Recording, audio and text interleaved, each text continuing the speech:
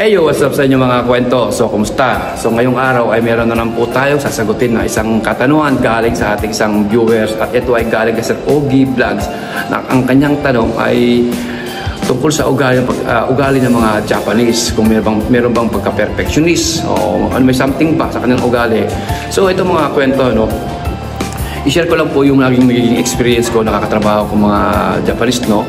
So, unang-una, pagdating sa trabaho. Pagdating sa trabaho, ang mga Japanese mga kwento, pag sinabi na lang alas 7, dapat mas magandang ang gagawin mo ay 10 minutes before ng iyong time, 10 minutes before ng 7 o'clock sharp, ay nandun ka na. Hindi ka pa pwedeng lumampas ng alas 7. Pag sinabi ng alas 7, 10 minutes before, dapat nandun ka na sa iyong pwesto. Ganun po yung mga nakikita kong ugali ng mga hapon, no? 10 minutes before bago mag-start yung trabaho, ay nandun na sila sa kanyang mga pwesto. Para may prepare o makita mo yung mga diferensya, mga dapat mong i-prepare sa iyong mga sa iyong lugar. Pangalawa, ayaw nila lang maingay. Ayaw nila yung nakikwentuhan. Ayaw nila yung nagsasalpon. Ayaw nila yung mga ibang ginagawa maliban sa iyong nagbubukod tanging trabaho. Ayaw nila yung kakausapin mo sila nang hindi siya naayon o hindi siya tungkol sa trabaho. Ayaw nila lang gano'n. Gusto nila as in nakapokus ka lang sa iyong trabaho.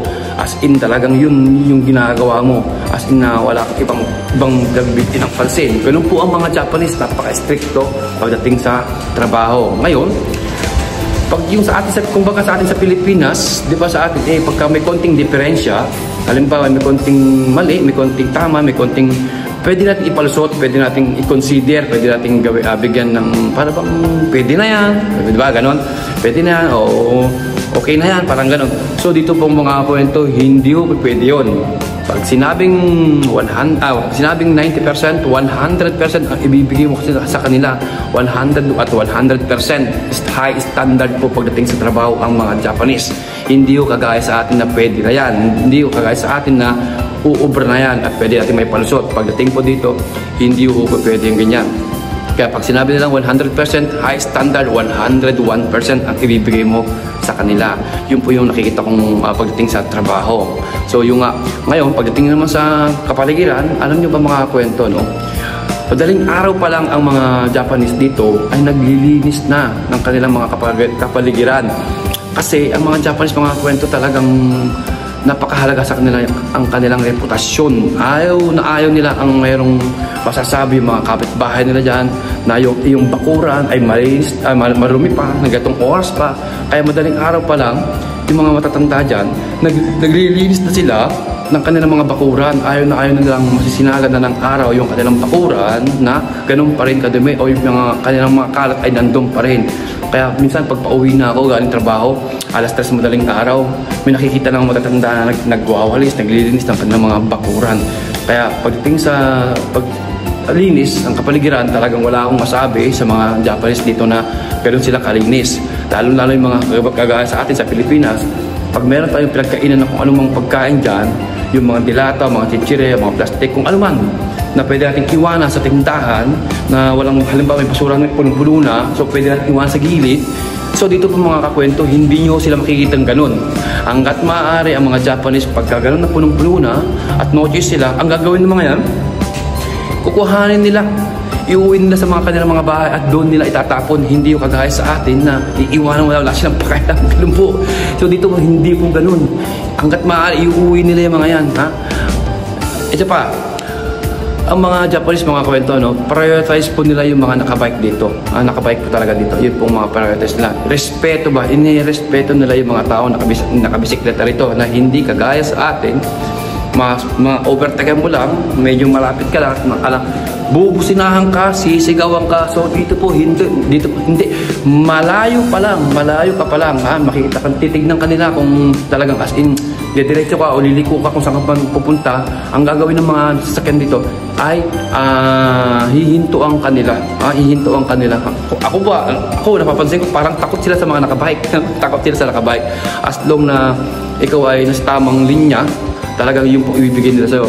Hihintuan ka po nila, hindi kagaya sa atin na ayun nga, talagang hihintayin ka nila dito makatawid sa iyong pupuntahan. Tapos ito mga kwento sa pagdating sa pagkain, ano. Alam niyo ba mga Japanese mga kwento, no?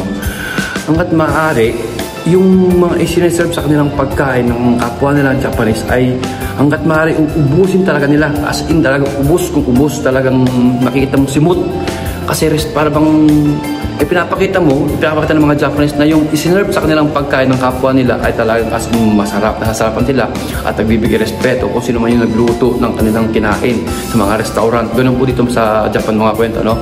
Pagdating sa restaurant, ang mga Japanese, kung ano lang po yung in-order mo, yun lang po yung pwede mong kainin sa iyong sa pinasukan ng mga restaurant. May mga restaurant pong ganun dito, ano, mga kwento, no? Kumbaga, yung binili mong pagkain sa ibang restaurant o ibang anumang store dito yan, ay hindi mo siya pwedeng kainin sa restaurant na papasukan mo, na pupuntahan mo, nandun kakakain at ilalagay mo sa lamesang mo yun. So may mga restaurant po na ganun na ayaw ng mga Japanese yun, mga ganun. Kaya pagdating nyo rito, pagka yung mga meron kayo nakita isang bagay gustong kainin na nabili niyo sa isang restaurant o anumang bilihan dyan, huwag niyo pong kakainin sa isang restaurant na hindi niyo po doon binili yung pagkain na yun. Kumbaga respeto na lang ba. Takto, kasama si Tropang Marlo. Ano bang pwede natin may advice kay Ogie Vlog o may bigay na idea na ang kanyang tanong ay may pagka-perfectionist ba ang mga Japanese o may something sa kanilang pag-uugali? So good or bad? Sa bad muna tayo sa hindi magandang pag-ugali ng mga Japanese na na-encounter mo dito. Ayun, palautos sa mga Japanese. Palautos sa mga Japanese. Hanggat for example, kaya mo yung trabaho nila at nakita nilang kaya mo. Sa'yo na ibibigay. Yung mga lahat ng utos. Lalo na pag kaya mo na. Pagka, halimbawa, pang dalawang tao, pang dalawang tao, gagawin ng pang isang tao. Isang tao. Ang galing ha? Oo, galing sa department nyo? Sa department namin yun. Yan naman yung good. Ito yung senpai ko. Yan o, patunay yan. Senpai ko yan. ano may good? Yung good, mabait sila? Mabait sila. Hindi sila yung nagmumura ka agad pag nagkamali ka. Sasabihan ka nila. Sasabihin ka nila na sa susunod gawin mo lang maayos para hindi maulit muli yung pagkakamali. Hindi basta-basta yung hanggat maaari kaya nila magtimpe, no? Sige. Si RD. RD! Yes. Halika rito. Yes. Bibigyan ng idea sa mga ano pang makikita mong kagandahan at hindi magandang pag-uugali ng mga Japanese. Marami. Kaya lang.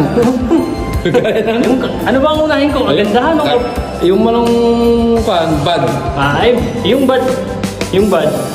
Marami kang masasabi din. Kaya nga lang, hindi mo rin naman basta-basta sila husgahan. Kasi nga, kung mga bagay na sila ang mananagot sa mga nagiging problema.